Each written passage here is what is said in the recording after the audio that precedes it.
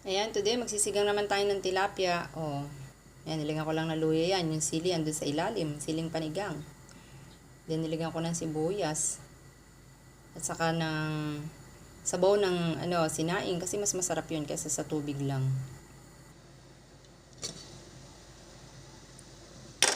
Ayan, medyo kumukulo-kulo na.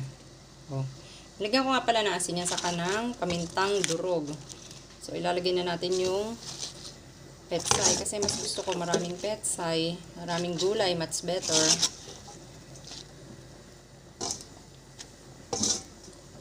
Then lalagyan natin ng sampalok, press na sampalok. Pero kulang yung sampalok na yan, lalagyan ko pa yan ng seasoning na sampalok, yung tamarind, nor tamarind. Yan.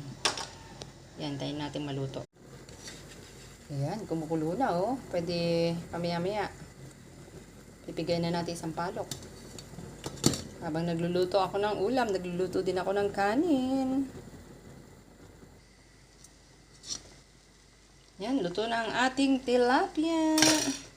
Sinampalukang tilapia. Ayan oh. So, samahan niyo akong kumain.